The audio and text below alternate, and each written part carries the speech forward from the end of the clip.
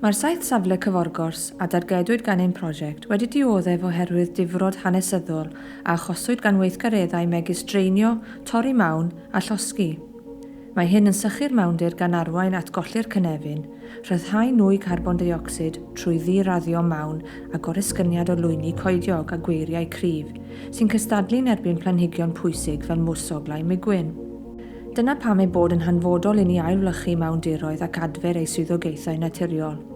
Mwsoglau migwyn yw blociau adeiladu mewndir.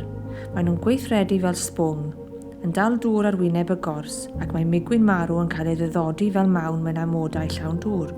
Dros filoedd o flynyddoedd gellir creu cyforgorsydd hyd at 13 metr o ddyfnder. Yn fyd-eang mae mewndiroedd yn storio 3 gwaith yn fwy o garbon na holl goed y byd. A thrwy waith adfer gallwn alluogi'r broses hon o storio carbon i barhau, gan helpu yn y frwydr yn erbyn newid yn yr hinsawdd. Mae cyforgorsydd yn darparu nifer o fuddion i'r amgylchedd, bywyd gwyllt a phobl. Maen nhw'n gartref i blanhigion a bywyd gwyllt prin, maen nhw'n storio carbon o'r atmosffer, yn gallu storio a ffuro dŵr, ac maen nhw hefyd yn rhoi cipolwg hynod ddiddorol ar ein hanes amgylcheddol. Maent hefyd yn lleoedd gwych i bobl ymweld â nhw a mwynhau natur ar ei orau.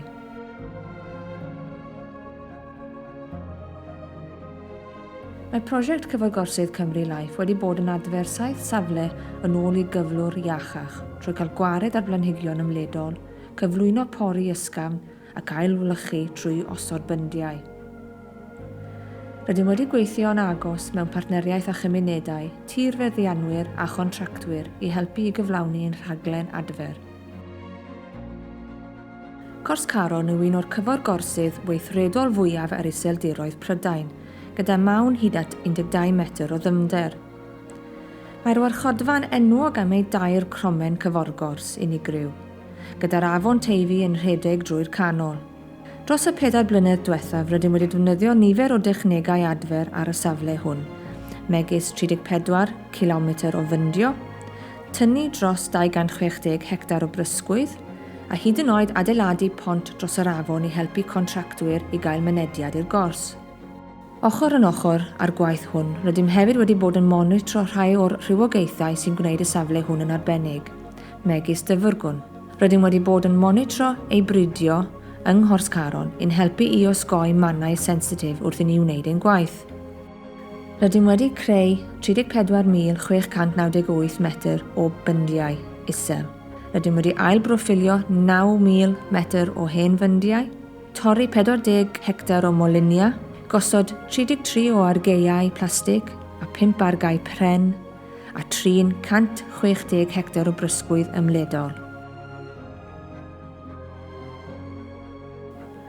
Cors Fochno yw un o'r enghreifftiau fwyaf cyflawn o gyforgors yng Nghymru a Lloegr.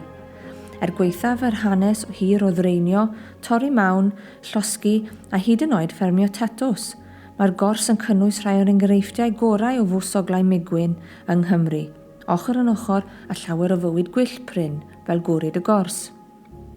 Mae'r prosiect wedi helpu i adfer swyddogaethau naturiol yr ecosystem bwysig hon drwy osod dros 50 km o fyndiau, trin 122 hectar o brysgwydd gwasgaredig a gwella'r seilwaith ffensio i hwyluso'r pori ar y safle.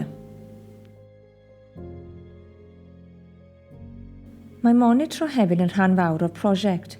Mae gennym 148 o ddyfeisiau cofnodi lefel dŵr ar draws holl safleoedd y prosiect. Mae gennym 30 o ardaloedd yn monitro gollyngiadau nwyon tŷ gwydr o'r gors, ac mae 175 o ardaloedd yn monitro llys tyfiant.